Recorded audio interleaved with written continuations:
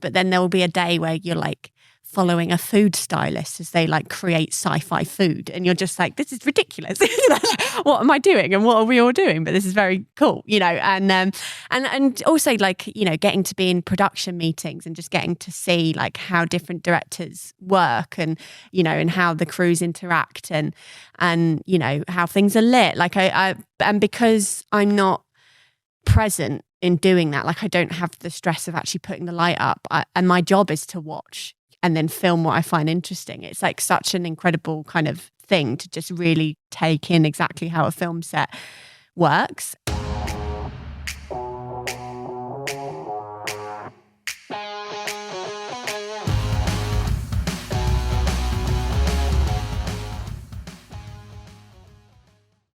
Welcome to Filmmaking Framed, your video podcast uncovering the realities of filmmaking. I'm your host, Daniel Hughes. And I'm your host, Tom Dexter. With us today is behind the scenes and EPK videographer, Alex Shipman. Alex has recent credits on Wonka, Fantastic Beasts, The Secrets of Dumbledore, and Mickey 17. Welcome, Alex. Hello. Thanks for having me. Let's start off. What is EPK? What does it stand for? And what do you do? So EPK means electronic press kit. So it's a kind of old-fashioned term for what it all used to be. Like you go send out physical press packs that had like photos in them, or photo books, things like that. But really now it's just classed as like behind the scenes. So what I do is I film. I'm part of the publicity department, and we create marketing material based on interviews and B-roll that I film on set. So I film the crew basically make the film. So I'll be on set, but I'll also maybe go to costume departments, prop departments, people like building the sets, like every kind of, depending on what the project is, covering it from pretty much start to finish, like all the way to like scoring it and things like that. I'll get to go film the orchestra. So that's the kind of overarching thing of what behind the scenes is. Yeah. Wow, that's actually a role. It's a role I don't think many people are aware is there. Mm. And it's fantastic because you get to kind of see so many departments hard at work that you might not see. So if you're on set only, you might not see the prop store. And if you're, you wouldn't see post-production, for example. Yeah. I guess my question is, how do you get started in something like that? Yeah, well, I actually did a traineeship. So there was a behind the scenes department traineeship, and I just thought it meant like not in front of camera. So I was like, yeah, I don't want to be in front of camera. So I want to be behind the camera. So I applied to that, and then I realized actually I was like behind the scenes documentary making, which was super interesting. But what I would say is it's, because you're going into a set and you're like a department of one, and you've got to navigate around lots of different people and really have an understanding. It's not a very good like entry level position. And I'd been working for a little bit before I went into that. So I would definitely say like you want to build up some camera skills, you want to build up some confidence on set just as a runner and things like that. And then starting to look at different sort of publicity departments. So there's vendors that they're called vendors, which are basically like a production company for behind the scenes. So once you've sort of built some of those skills and done a bit of camera operating, have a show reel of yourself, that's when you can then start to get in contact with some of those guys, and then that's how you could progress into behind the scenes without the traineeship. Because I don't think there is really a behind the scenes training. I don't see it very often. I think I was very lucky just to sort of see it in that one moment that it was there, but I don't see it very often now. Especially because you don't have a department, so you're the one carrying all the camera kit and setting all that up. Yeah, exactly. I mean, it was also lucky because that job was Star Wars, which was just a humongous, like the behind the scenes department on that, we were like 7 people because, there's just so much going on because it's Star Wars, and they're doing everything practically. And so like, something that would be CG maybe in another movie, they would spend months creating robots to be aliens and dressing them and testing them. So there's just lots to sort of film and build, and obviously because it's so iconic as well. And it was the last in the big franchise, episode 9. There was just a lot to sort of cover, and they were really going for like a proper documentary, as opposed to just like a featurette or something like that. So that's why it really worked, I think, as a traineeship in that one, is because there was actually a few of us there and things like that. So forgive my ignorance, can you define a featurette? So a featurette is most of the time it's just interviews with footage from the film. That's what a lot of them are. So interviews about what the cast think of their characters, what the director's vision was, things like that with footage from the film. And it can also be B-roll from the set. It's a kind of like smaller 3 to 10 minute buzz piece, as opposed to a documentary, which is like an hour and a half making of, or if you're Lord of the Rings, it's a 6-hour appendices. So yeah, that's the kind of different realms of EPK. It's featurette, doc, or appendices. What sort of goes into the planning of it? Because it sounds like you're making a movie alongside the movie. Yeah. So presumably there's a lot of planning that goes into what you need, and you need to work out who's where when, so that you've got the coverage, so that you can get those featurettes together. Are you able to talk through what that planning process is like? Yeah, I mean, sometimes it's like with Star Wars, I would say we were like, there was a producer, there was quite a big team on that. So they look through the script and they see like what they think is going to be interesting to follow. Constantly talk. So actually, as a trainee on that, I was ringing up the different departments and being like, what stage is this prop at now? Like, what, should we come along and cover this? Like, when is your next makeup test? And then you sort of compile all of that and the producers sort of pick what they want. On smaller productions, it's literally sort of seeing what's going on a day-to-day basis and where we think we might go. I mean, there's a lot of the attitude of like, just try and film everything. And then we'll kind of figure it out later a little bit. Say for like Wonka, there's one about like the world that the director built. So it's like, I think the feature on YouTube is called like Paul King's World or something like that. So kind of knowing that we're going towards that, you want to have like lots of interesting things of the sets. Obviously you will ask the actors and everything questions about what it's like working with the directors. So there's a little bit of planning going into that, but also kind of knowing that a lot of the time featurettes are about either the director or something like that. You kind of want to go in and film a lot of footage that can be used for it. So although there's not like a structure or a plan on films like that for exactly what you need to capture, you kind of, as you do the films, you kind of know what the editors will probably use, which is like big wides of the sets, like a construction person painting something, things like that. You sort of just know what's needed to build a featurette like that. So that would be a featurette, and then it could be a long form documentary, or it could be a Lord of the Rings 6-hour appendices. So, and do they ask you to get all of that so that they can cut it together in any way they want, or are there films where they only want featurettes?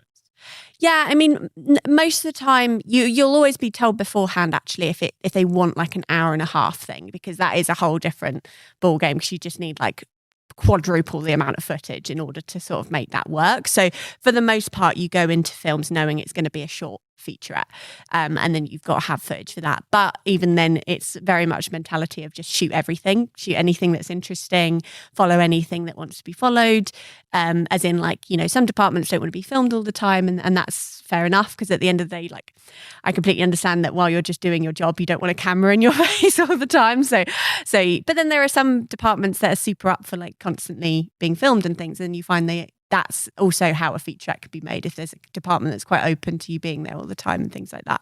So yeah, it's sort of would that answer the question? Yeah, definitely. Yes. And I think there's some, I guess every department really loves what they do. Mm-hmm. That's why a lot of them get into it, especially when it's a competitive industry. So these are people who really want to be there. And so it must be really nice for them to show off what they're working on in those featurettes, because later on they can show those to their family and go, this was actually recorded this time, rather than on all the other films where that wasn't captured. Yeah, and it's definitely like interesting. Like one that I always love filming is the puppet department and puppeteers, like, because they just always get super, because a lot of the time as well they're actually CG'd over, so in some ways the behind the scenes is their like time where they can be fully what the puppet is. So they'll always get very excited and they'll show you through and they'll talk you through the mechanics and they'll start sort of playing up to camera and, and all those kind of things. I always do love when that kind of naturally happens, because I think really like, also part of the reason I got into behind the scenes is because I love documentaries, and I did do some filming on documentaries and things. I did one with Channel 4 and a few other ones, and that kind of fly on the wall, just getting those moments that feel organic, and sometimes, you do need to construct things. You do have to be like, when's a good time that I can come over and ask you questions? And then you go over and you ask the questions and they sign off and things like that. But there is a sort of like magic to when you're just bouncing off each other and people just sort of naturally start showing things to camera and naturally start talking about things. So that's always interesting. And also there is that thing, especially like with that, like you said, it's like one of the times that they really get to show who they are, and then I hope that then it becomes something in the edit. But they also have lots of footage and things, so some things don't always sort of actually get made at the end, but it's always nice to just cover everything anyway. There must be such an energy to capturing stuff on the fly. I know I've shot like short documentaries and stuff in the past, and the moments where I just have to get the shots because they're right there and they're happening and they look great were some of the like times in filmmaking that I felt most alive. There's a lot of filmmaking which rightly is a lot of planning, a lot of budgeting, and so you kind of get to set, you already know what you're going to do, and everything goes well, it's going to happen. And if it's not going well, you're not exactly feeling alive because it's really hard. But yeah, that sounds so exciting to be able to just be like, wow, look at that prop going past the soundstage, and then go over and get the permissions and yeah. And also like there's a very like quintessential behind the scenes shot, which I always find really interesting because it's like the least behind the scenesy shot, but it's like basically what the camera is seeing, but with a tiny sliver of the main unit camera in the corner, so it's like they call it like a clean shot because basically there's barely any like behind the scenes in it. It's just literally maybe like a tiny bit of the camera, but getting those shots, it's such like a minefield of like you want to be somewhere where there's not lots of people, but you need enough people so it doesn't just look like a shot from the film, because also that's not what we want in the department, because then it will just look like a shot from the movie shot on a worse camera because like I don't have an Alexa with me or whatever, but also you don't want to get in the actor's eye line, you don't want to get in anyone's way because there's probably like a boom person just swinging around and moving and all this kind of stuff, so it can be a real like dance. And also like I mean behind the scenes people might not normally say this, but from my point of view, we're like very bottom of the food chain just because we're not making the actual film. So I want to make sure that I'm definitely not getting in anyone's way. And like, if anyone just needs to be like, even if I'm there first with my camera, it's like if someone else just needs to be there, then I will just move and go somewhere else.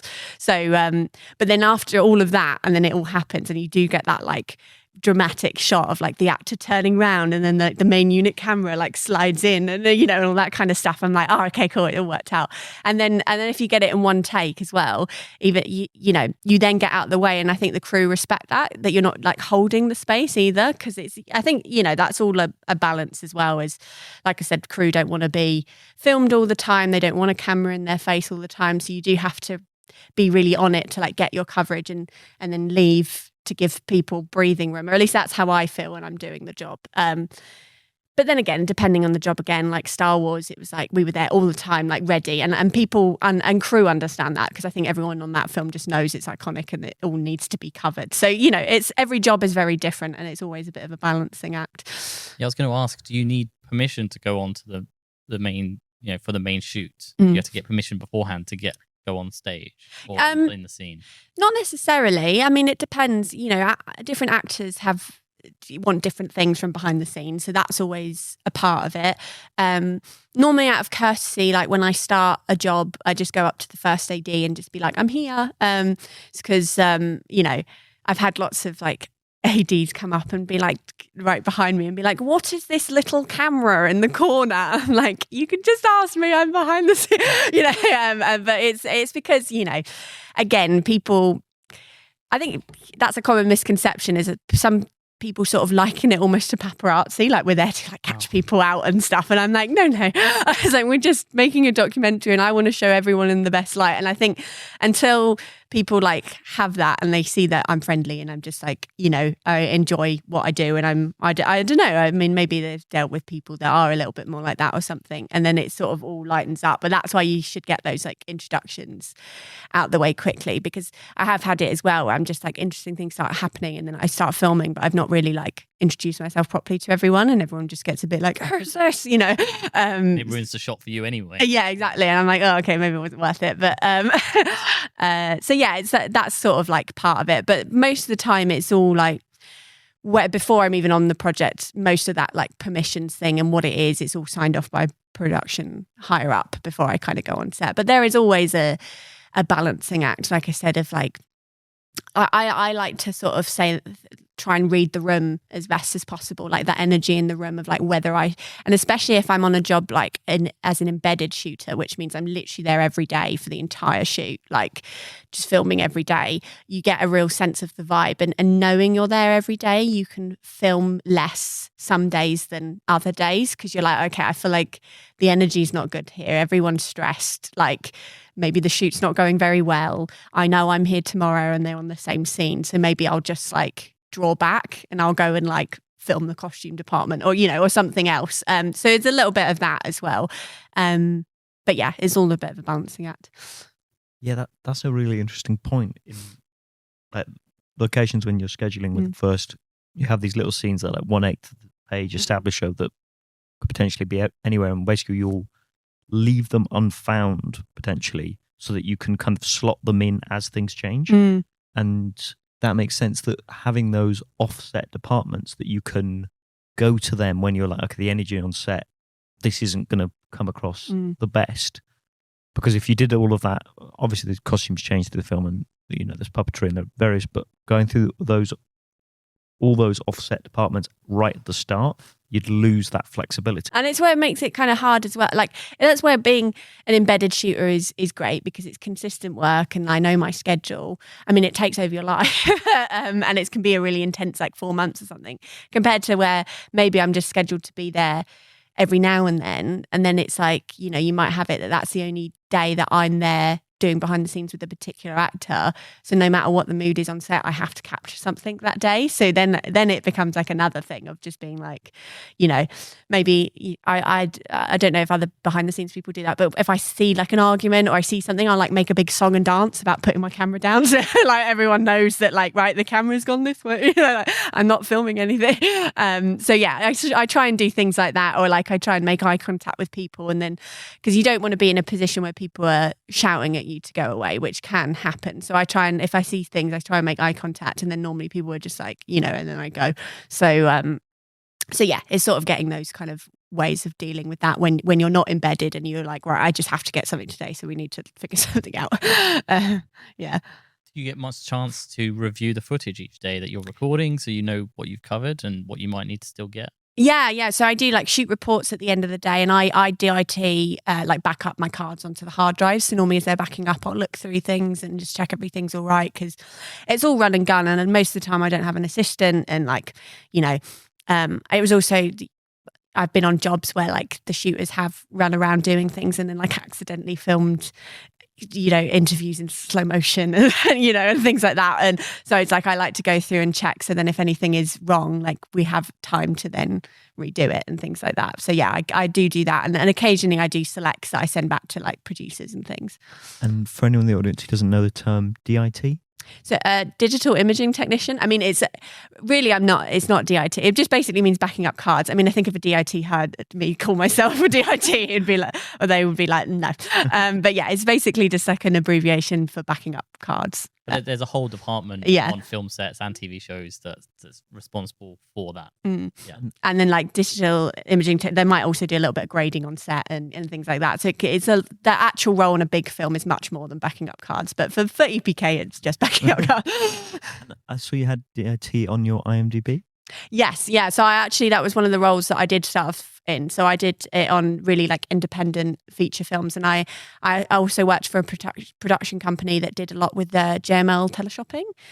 So that was like one of my first jobs, as I was a camera assistant and a DIT. So I'd have to back up the cards and do shoot reports and sometimes do quick grades on them and export and transcode them, while also being a camera assistant and doing a clapboard and all that kind of stuff. So that was why I was quite good at the kind of multi-hand. So I had that skill from then that I could take into behind the scenes. And, in some ways it's like you could look back on that and I was definitely, I was getting paid for one role, but probably doing like 3, which, isn't great. But the team that I was working with was so lovely and I loved working with them so much. And they were so kind with like teaching me how to do things, that like, even with the knowledge that possibly I was, wasn't doing too much for my role or whatever, like I was still super happy that was my start kind of in my career doing all that kind of stuff. Because also like, they took a gamble on me doing, because I can't remember, it was like I just got a call sheet. I think I said I was interested in camera and I was a runner for them for ages, and I just got a call sheet and I was like down as a camera assistant on it, and I was like, okay. And then sort of went into that and like totally didn't think I was technically minded until they gave me that opportunity, and then realized that this is like totally what I wanted to do. So yeah, that's kind of where those DIT skills were, and then thought maybe that's what I wanted to do to like earn money, because I want to be a filmmaker, but I want to find the thing that earns me money as well. So I was like, maybe it's DIT. And I did it on some of the big productions and things, but it was too singular. Like you're just in like a corner on your own, just like frantically backing up cards and pulling selects for people and things like that. And I think I wanted something that felt like I was a bit more part of the community of filmmaking and stuff. So I think that's why I then sort of went away from DIT.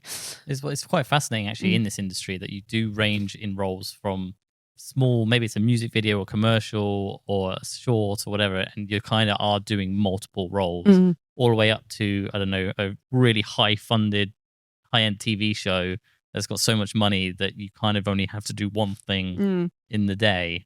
But interestingly, when you start out in your career, a lot of the times we would do those first roles where we've got to do lots of things, be, skilled everywhere, and then I guess you specialize up. And that's the thing. I think it was why, like, working with that company, like, they were so accommodating considering I was doing a lot. And actually I then did go and work for other people where I was doing lots, and they were just like, but why is it not to the highest standard, and why are you not doing it quick enough? It's like, because I'm doing 3 things. So it's sort of like, I think it only works if there's some give, that like you can't expect a Warner Brothers effort if I'm doing like that, a Warner Brothers or Lucasfilm standard of everything if I'm doing 4 roles as one person. So as long as there's that give, that like, yeah, like my handwriting might be a bit messy on the hard drives, or there might be some spelling mistakes on the shoot reports, but like I was doing a lot of other stuff, and that's why that company was good. And I think I realized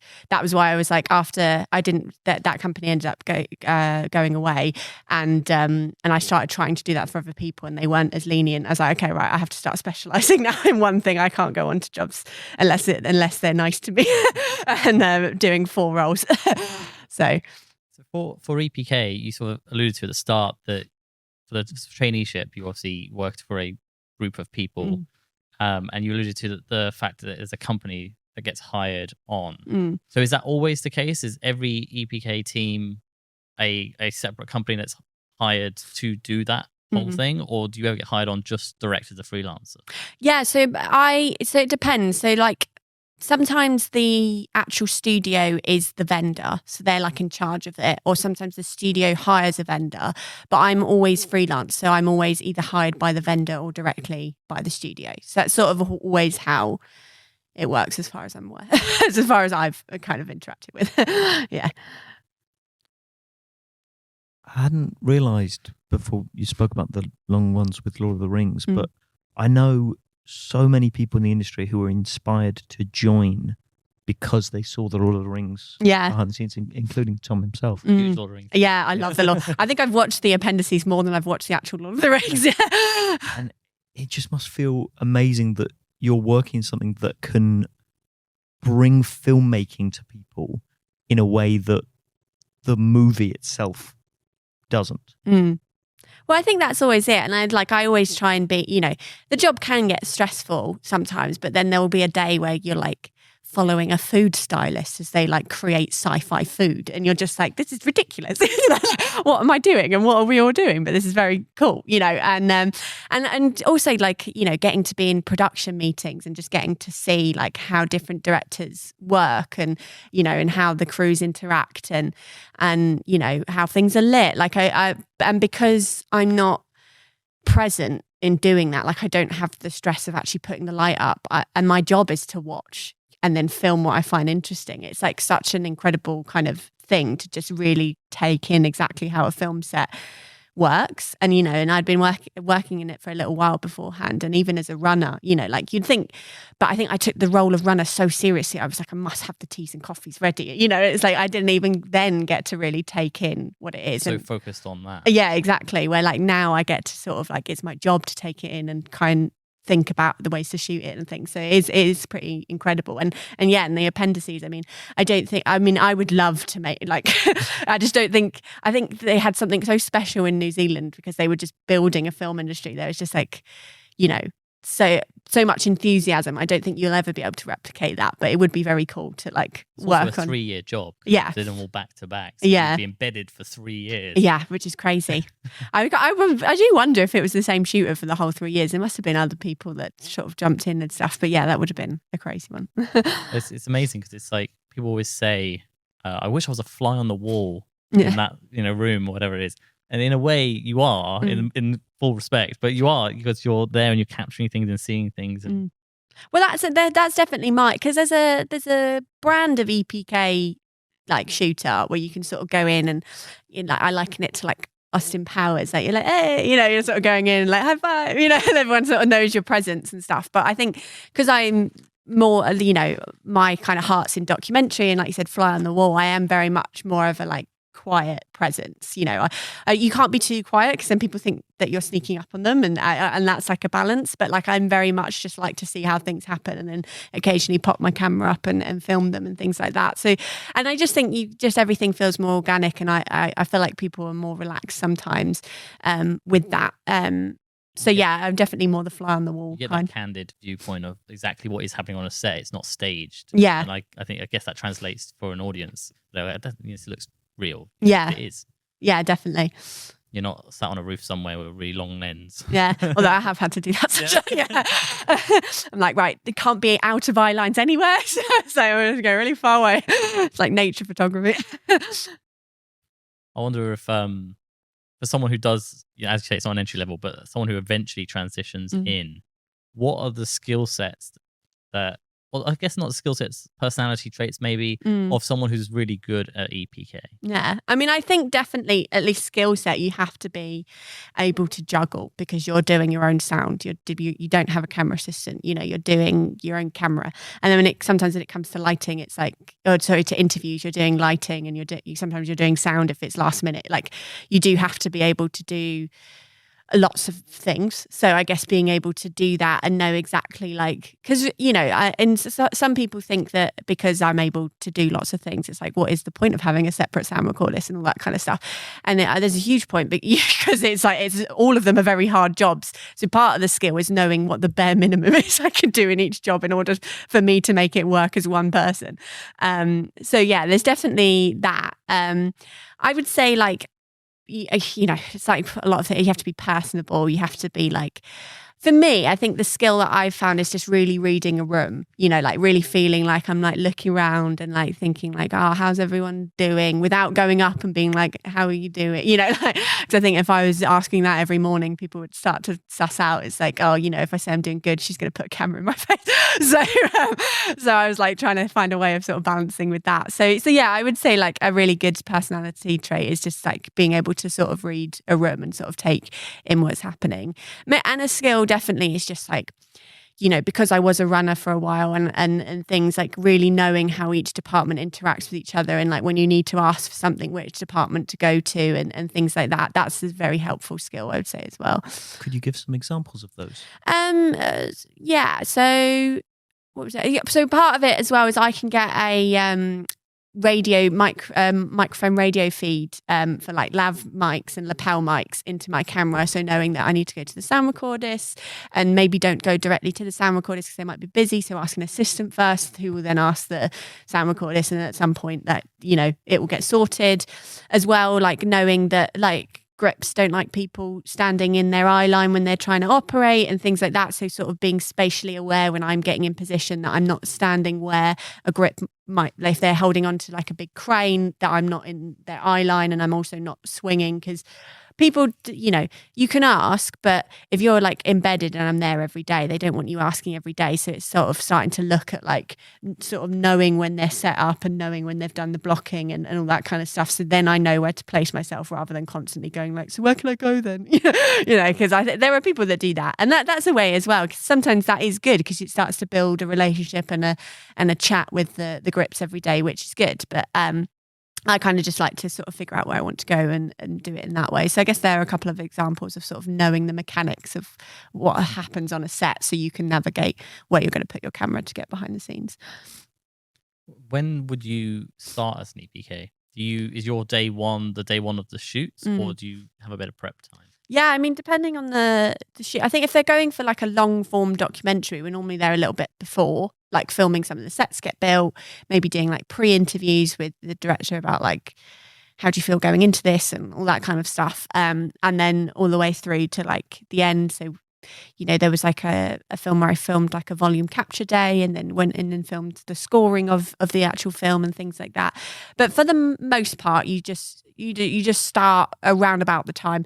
A lot of the times they actually don't want you there on day one if it's not like a big thing, because everyone's figuring out what they're doing on day one and don't want a camera in their face. So I find it normally it's like day 3 is when I'm then called in if I'm not there every day. So. And do you get the full script? Sometimes I get the full script. Again, depending on like how big an end product they want from the behind the scenes. You know, some productions sometimes have little excerpts of the script with things. I'm pretty sure like the vendor that hires me always gets the script, and then they can sort of pull from that and let me know things that might be interesting to film. But yeah, sometimes I do get to read the script, which is cool. And if you don't get the full script, do you get the sides for that day? Cool. Yes, I get a call sheet and sides normally. So I'll get a full call sheet of everything, which is good, and some sides. Yeah, although I don't. Yeah, I do. Yeah. But sometimes they're not directly sent to me. They'll be sent to production and then sent to my producer and then passed on to me. But I'm normally always on there because people obviously want to know when behind the scenes camera is there. So. Yeah, speaking from my experience, it usually is a thing that goes around set ahead of time to be like, by the way, on Thursday, there's going to be an EPK person coming. Yeah. And everyone's like, best behaviour. I'll look nice. Yeah, exactly. Yeah, it's like being a teacher and being like, so Oxfam's coming on Thursday, guys. And you're like, understood. Yeah. No, it is funny. And it's like some productions actually, you know, like if it is particularly, there was one production where if it's particularly stressful and then they want a lot of fun moments for the behind the scenes, I actually got like a nervous twitch when someone laughed because I was like, I got to film it. Because I was like, barely anyone must seem like they were having fun on the film. And I was just like, I mean, it was a serious film, but you know, for some reason they wanted fun moments. So it's like every time someone laughed, I was like, ah. Does that translate to your real life when you're sat next to a friend and they say, yeah. Oh yeah, just like phone. Yeah. Yeah. So I was wondering, you said so some jobs you're embedded, which means you're there kind of pretty much every day. Yeah. Is that 5 days, 6 days? Yeah, but it can be 5 days, you know, or 6 days. I mean, sometimes it depends if like the 6th day is anything that they find interesting, and obviously then budgetary things start to come in if they can afford to actually have me on the 6th day.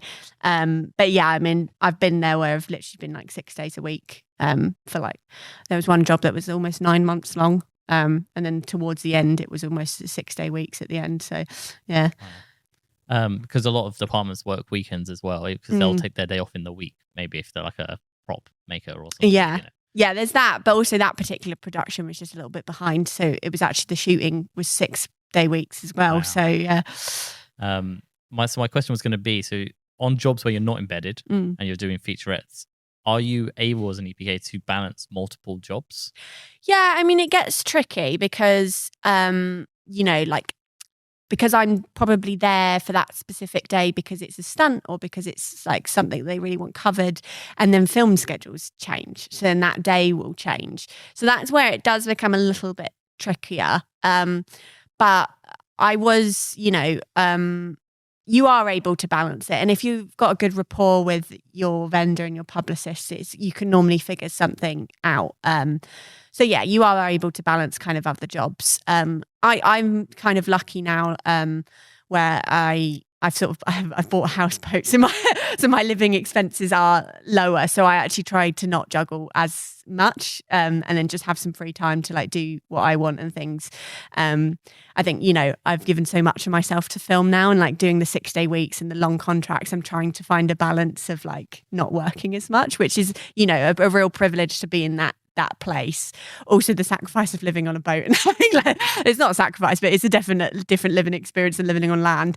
But yeah, so I'm sort of juggling a little bit less. So I wouldn't be able to give a lot of feedback about that because I tried juggling and it was quite difficult. So then I just stopped and I was just like, I'll just commit myself to this job and then the days will just change and then that will just be what it is. So we spoke to a number of freelancers and we asked them about how they balance things. And as you say, if you keep your costs down, definitely that's one of the benefits. But I don't know how much EPK pays, but is it a sort of case that you might do a 4-month job and then you could take a couple of months off and then you do another 4 months? And yeah, definitely. I mean, it pays reasonably well if you have your own kit. So like I started off like in a little bit of debt because I financed a camera in order to earn a bit more money. So if you do have your own kit, it can be pretty good that you could just do one job and then, you know, take a break. But then the freelancer in me was just like, oh, if you say no to a job, then they'll never ask you again. And so then you end up doing 4 films back to back.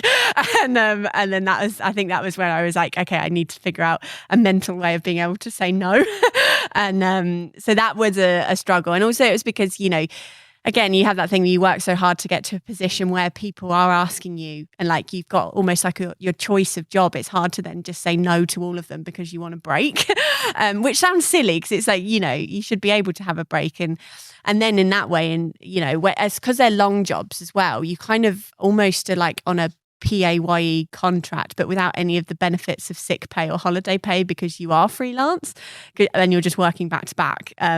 So yeah, it's all a balance, you know, and because like I said, I worked really hard to get to that place. And before that, I was just like doing one job and then not working for 2 months and like wondering where the next thing was, not by choice, just because for whatever reason, nothing was coming through, and then panic working for ages. And so it's very hard being freelance in that way. But then you do, you know, I have friends that do have 9-to-5 jobs, and it's allowing yourself to once you're at that stage where things is coming through, allowing yourself to have that freedom is then the next difficult thing to sort of overcome. I think I've seen a lot with freelancers when they're first starting out, they think that if they're not working, they must be rubbish and no one wants to hire them. And there's this kind of constant sense of just take the work when it comes. And we also spoke to other guests about burnout and, you know, when you're working all those hours, having a life. And so there's the whole lifestyle to freelancing that I guess you calibrate over time when you start out how to make it work for you in your sort of life. And I think it's only something like you can have all the advice and everything, but it's sadly one of those things that's only when you start living it and find your own mechanisms for it is the way of finding it. You know, like my main one is just making sure I enjoy holidays, because like I'll book a holiday and then a job will come through and it's like, oh, you know, I've lost that money at that job and I've spent loads of money on holidays. So I've lost double the money now. You're like, and then you're sat on holiday just grumpy and you're like, this isn't the point. So yeah, I mean, that was getting better with that now, which is good. So if you make it like it's a conscious choice, yeah, spending both those double bits of money, yeah, because I want this holiday, and I earned all the money before so I could go on this holiday. So you know, it's good. Otherwise, I'll be 50 and still not on holiday.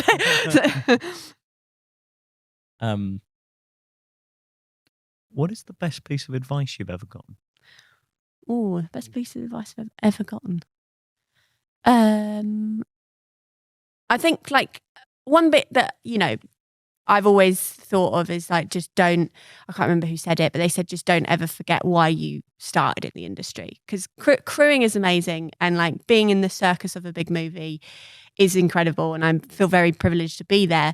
But weirdly, on the other side of that, it was never why I wanted to go into film. It was always to make films myself.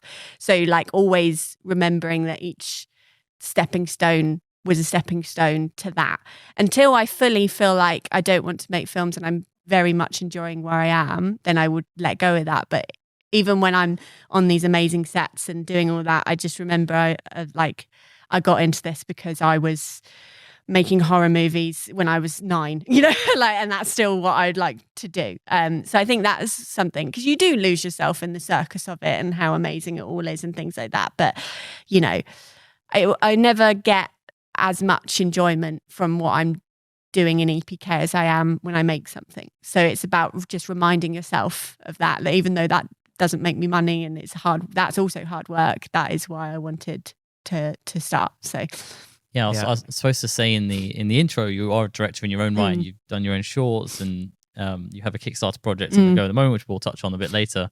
So maybe we can transition over to that, but maybe let's start with, what have you learned from doing EPK, and how can you apply it to making your own shorts? Yeah, so I mean, one thing, I mean, obviously I've learnt from all the directors that I've watched, like I did Mickey 17 that you mentioned earlier with director Bong Joon-ho. Like, I was such a huge fan of all of his work, and getting to see him work was incredible. And he works so, you know, I can't go into it a lot, but he goes, because of NDAs and things, but he works so interestingly. Like, he's just like no other director you could ever imagine. And just seeing someone do something so different and in person. Because I also love Gareth Edwards in the way that he created The Creator and things like that. I think I really, weirdly, it's made me like go onto big film sets and be like, I don't need any of this, you know, and just really think about like what I want and what I find interesting to help me make films. Because not that, I guess that's the wrong way to phrase it, that I don't need any of this, but it's like really looking at the department. They're not part of your process. No, exactly. And like, see, because I'm never, and as in like, I don't need any of this because I'm never going to have £300 million to make a movie. And really looking at the departments and how they interact and how you can create a microcosm of that on your own films is probably a better way to phrase it.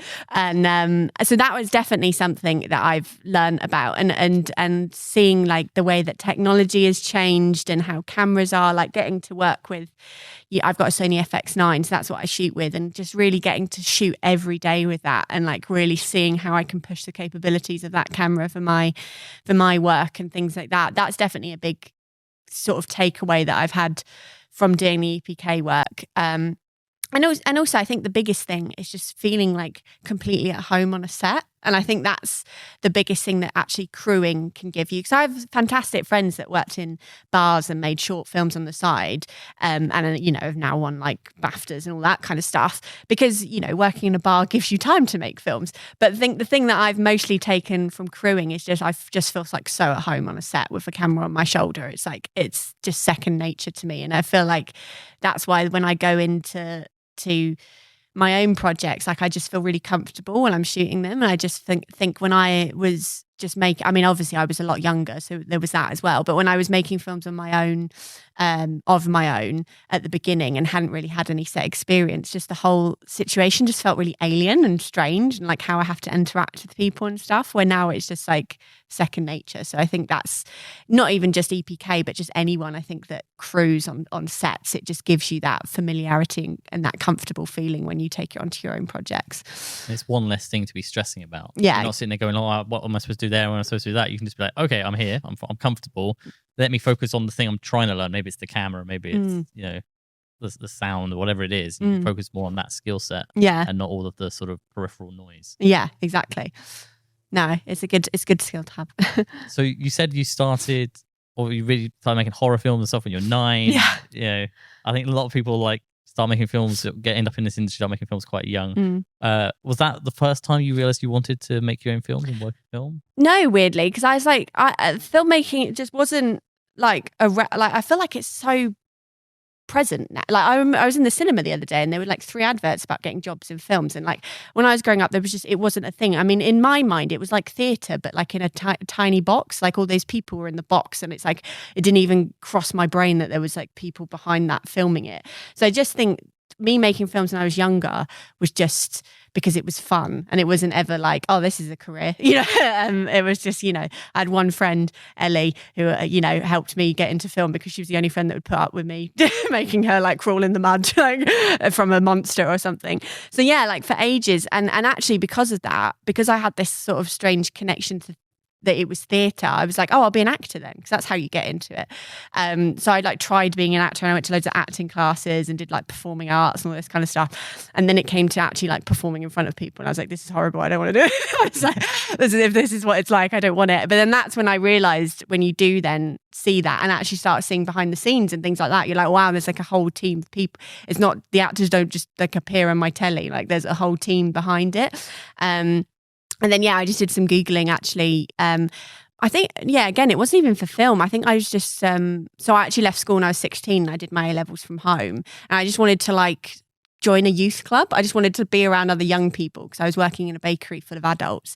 And it's when I came across like the BFI Film Academy, because it was like for my age group. And I was like, okay, cool. I made films when I was 9 and there's going to be other young people there that I can hang out with. And so it was literally that. It wasn't even like, oh, and then this will give me my entire life career. But that's exactly what I ended up doing. You know, I went there and I was like, this is everything I've ever wanted, you know, and then it just sort of spiraled from there. So I did the BFI Film Academy at the South Bank in London. Yeah. Yeah, I think I remember I went to talk years ago and there was some sort of people in their 50s and they were really sort of chastising the BFI for not supporting them as filmmakers. But actually, you're right, it's changed a lot. And in the last 10, 15 years, that the BFI has all these schemes like the BFI Film Academy and various other ones which are helping young people realize their dream. I think because the industry's really been booming over the last 10, 15 years, there was, especially during the COVID pandemic, there's a skills shortage and they needed people to know how to do this. It's just, there's a lot of sport out there for young people. And I definitely recommend checking out BFI Film Academy. I did it myself. Yeah. No, they're a really good organisation. And, you know, they've got like, because they've become like more regional now, which is great. But I remember at the time it was only in London, so you'd travel to London and you'd have like Saturday ones where you could meet other like-minded filmmakers and just people, and it was just great for sort of building friends and building a network and really starting to like educate yourself on what a career could be and like making it feel plausible. Because also like I didn't really go to I did go to performing arts school, but all the other schools that I went to, I moved school a lot for various reasons, but they didn't really have any arts. So like there was just art and that was it. Like there wasn't drama a lot of the time. There wasn't even media or anything. So I just had like no clue about any of this stuff. And so yeah, it was really great to see like an organisation that was really pushing not only that it existed, but you could make a career out of it. Because I just didn't have that in any of my education institutions.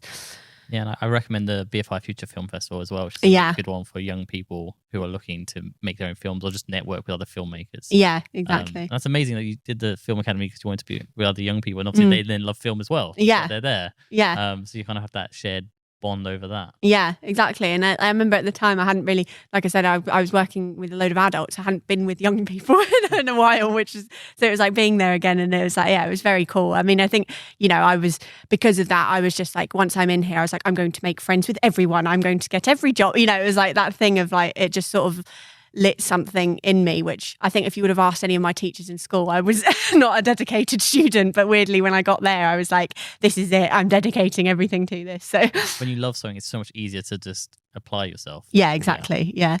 What so you did the BFI Film Academy regional one, and then you did what we spoke before, the Craft Skills, which is the sort of national one that's at the National Film Television School. Yeah. After you'd done that and you did a directing there, right? Yes, directing. You directed a short film. What were your next steps? How did you take that and transition it into eventually having paid work? Yeah, so I kind of emailed all of my tutors after the Film Academy and all of my NFTS tutors as well, and just said, can I get any runner work? I also did loads of cold emails. So there was like, I did a 30-day free trial for IMDb Pro, and it means you get everyone's emails. So I just went through and like just made a list of like all of them. So I had them all in for when the trial ended, and just cold emailed all of them and did loads of stuff like that. I don't know if I did Facebook groups at that point, but anyway, a cold email came back. Someone came back to one of my cold emails just about doing some runner work, and I ended up getting a job on an ITV thing.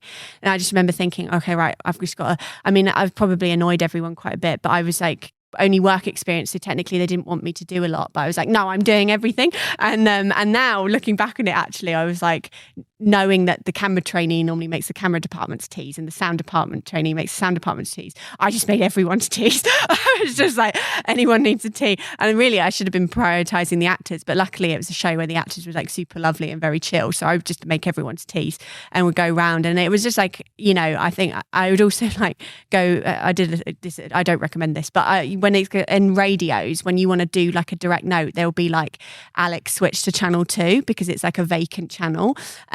But even if it wasn't aimed at me, I would switch to channel 2 and see what they were saying, and then see if I could like, and then like jump ahead to like try and help. Don't say anything. Yeah, exactly. And don't say anything. I'm like, oh right, they want this, and I was like, maybe if I get it quicker than that person, And I mean, I didn't quite do it to that level. I think I would just go over and help that person as well. But I just really wanted to seem keen, and I think I definitely achieved that. So and it did help. I mean, I got loads of work after that, and it just all spirals from then. It's like once you get your foot in and you just really like establish yourself as someone who's very proactive. I mean, it was something I actually always tell people is, even when like I'm not doing anything, I'll just go and like straighten stuff. Like I'll just straighten things and make it look busy, like I'm doing things. And then someone will come over and it's like, I know you're busy. I'm like, yeah, I'm so busy, but I'll help you. And like what I'm doing is like straightening stuff. It was things like that, which are really silly, like in hindsight. But I do think weirdly they helped me kind of get all those jobs afterwards. There's been this weird transition for me when I started out 10 years ago. I did like a production guild runners training thing, and they were like, you must never sit down as a runner. Never sit down. You must always be busy doing things. Never have your phone out, those sort of things. And I'm dating myself because now so much of film sets are run via WhatsApp. Yeah. That you could no longer tell if a runner was on Facebook or they were on the WhatsApp group. Yeah.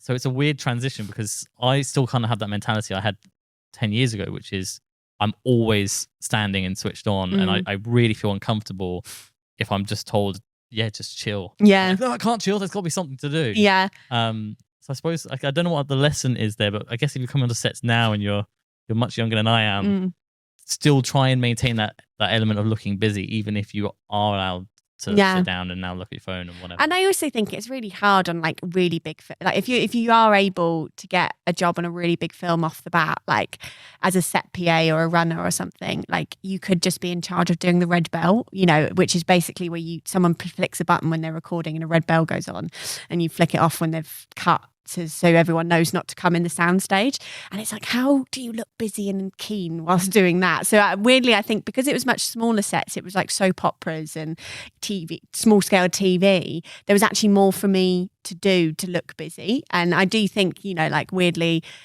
then it comes down to just being personable and easy to get on with, which I think, is a blessing and a curse. It means that technically if you just get on, then that's great, but then it's a shame to not get hired because maybe someone's not vibing with you or something. So it's a kind of double-edged sword, but my trick to looking busy is just not to have my phone on. So obviously I'm aware of WhatsApp, but also there's radio, so you don't have to rely on WhatsApp. But most of the time, other than maybe a quick check now on WhatsApp, but back in the day for sure, I would just basically not use my phone. I've mastered the art. If I'm given one job, looking like I'm loving that job more than anything else, like buzz. Yeah, exactly. Red light on. Yeah. Red light off. Yeah. If anyone ever turned and glanced at me, they could see that I'm sat there paying attention, ready to flick that red light, on as soon as they go, rather than being on my phone. Okay, we're going for a take. Light, and then there's a slight delay. If someone happens to be looking at me as I fumble, you don't look as great. And I don't know whether different people will have different tolerances for how much you use your phone depending on who you're working for. But generally speaking, always be switched on, especially at junior level, so that you can keep progressing and maintain that reputation. Yeah, exactly. So you obviously you love making films, and then you've started doing running, and you did a bit of DIT, and then you've ended up in EPK earning money. But your dream is to direct and make short films and feature films. Weirdly I actually mostly have made features, so so it was because so Rob Savage, he's a director now, has done some great things, but he was actually one of the tutors on my academy, and I just read somewhere that he made a feature film when he was 17, and I was like, well, I'll just do that then.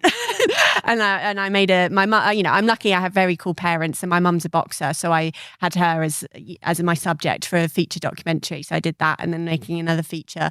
I just think I have made little shorts and music videos and things like that, but it's just something I really love about long form storytelling, and like really pushing myself in that, because it's just a whole different muscle.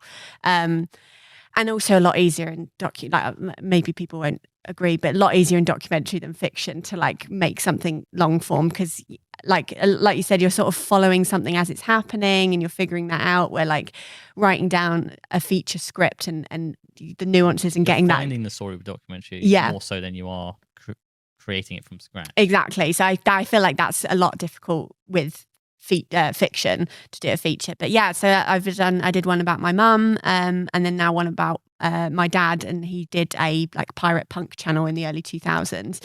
It was only up for like a couple of months, and he always thought it was a failure. But weirdly, I actually went on a film set, and then it was like a Grip or a Spark was wearing a t-shirt with a band from the channel. I went, oh, my dad had a channel that had that band on, and he went, what, not P-Rock? I went, yeah. And then we did searching. There's like this whole like community of people, like cult following, that just love the channel and stuff, and people have tattoos and things. So I was like, oh, okay.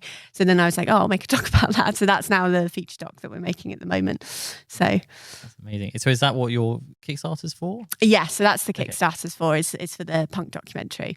I was going to ask you to pitch it, but that's such a great pitch already. Yeah, especially if you're in, that style of music. And also like so I've gone on to teach on my BFI Film Academy and things like that, and we had a little bit of money just to make the start making the production. So we managed to get the interviews in the first stage of animation. So this Kickstarter is just to finish it. But most of the people I've made it with are my students. So we've hired them like and trying to do it in a way that, they are doing more than teas and coffee. So actually like Grace, one of my students, she's like basically created the animation sections and like had lots of ideas and inputs, and an editor that we've come in. It's like I've said, like, obviously I want you to organise the edit, but like write down your opinions and things. So sort of trying to make it collaborative with my students, because that's just one thing I want for them as well. Is like, obviously you're going to go off and crew and you're going to work on amazing films, and that's very cool. But like, it'd be cool if you have a space where you could also be creative. And I was hoping that this film would also sort of be that as well. So that's why I've tried to bring students on it. Yeah. Amazing. I mean, it's so lovely to hear, because obviously we're creating this podcast to also help young people and hopefully help them get into the industry, and you're doing that in your own way. Yeah. With your film and it's super cool, like, because as well, they're so enthusiastic and they've got such great ideas, and because it's like all me doing it, like I'm doing too much, so it's good to have people that you can bounce off of and things like that, and so yeah, it's a really cool thing, and I do, and and hopefully we'll get the Kickstarter funded. But I think even the film will come out in whatever form. It just means if we don't get it funded, then I'll have to do more of the work rather than sort of outsourcing. But I just want to make sure it does come out, so then the students that have put in the work and made things for it, they'll have like a screening or something so they can see it on a big screen, which would be cool. I wonder what you would tell those young students like Grace, what their next 10 years could look like. What advice would you give to them? I would say, like, try everything. Like, don't feel like you have to figure stuff out before you try. Just try it. I feel like, not to get too deep and philosophical, but like school and things, it makes it feel like by trying something, it not working out and quitting it and trying something else is some kind of failure. And actually, really, that's all like getting you to the place that you want to be eventually. And also, like, it is totally fine, to like also just sort of work in a bar for a bit while you figure things out, because it can be really stressful on film sets. And, and if you're like, just want to dabble in it every now and then while you figure out what role you want to go to and then fully commit yourself to that role, that's totally fine as well, like, because we all have to earn a living. So it's sort of like, you don't want to get stuck in something too quickly, I guess. So it's just about like being adaptable and being okay that, like, if you've done something and you've not quite enjoyed it, not to give up, just try something else is probably what I would say. I suppose also maintaining positivity, and even if you're doing a job that you didn't enjoy, work hard and remain positive so that when you leave, you've not burnt bridges. Yeah. So that you can then go, okay, that didn't work out for me, but everyone liked me and they would work with me if I wanted to. Yeah. I'm now going to go try down that route because those people might have connections. Well, and that's also the thing as well, is that like I said, there is a snowball effect, but there is also, like, even when you've done one job, it is still up to you to keep that connection, is what I would say. Like, send people a text every now and, like, if you do want to get hired by them again, send a text every now and again asking how are you, or like, even Instagram, write a comment on one of their photos or something like that. Like it's all at that beginning stage. It's almost like you can't expect just that one job to definitely get you the next one. Like if you do want the next job with that person, you have to like keep in contact with them and keep up a relationship, because it is all about relationships in the film industry. So yeah, I would also probably say that. It's interesting phenomena, if you like, when you get towards the end of jobs where everyone's sort of looking beyond to see what their next job might be, and at that point, then your supervisor or senior might offer you something. They might say, like, oh, I'm floating 2 or 3 different potential projects that I'm going to jump on, but I would love to take you on as my junior to one of those jobs. And you can sort of think, oh, yeah, that'd be fantastic. And then I suppose at the same time, not rely on that just in case, because those jobs might fall through. So it's a whole kind of juggling jigsaw of how to find work. I would say that as much as you can when you're still finishing a job, one thing that COVID kind of ruined a bit, but is not jumping off a job too quickly near the end. If you can, stay on it until the end, because that's what you've been hired to do, a job. There was a tendency during COVID for people to jump ship all over the place, and it's really not great for your long-term sort of career prospects, in my opinion. Yeah, and that's where, again, it's like I say, like, it's okay to then go and get a job in a bath. Like if you've stayed on a job and you've missed that next job, it's not like a failure in any way to just maybe go and do something else and then come back to it once that job's come, that you do want to do and that is well timed and things like that. Well, thank you so much for coming on. No, thank you for having me.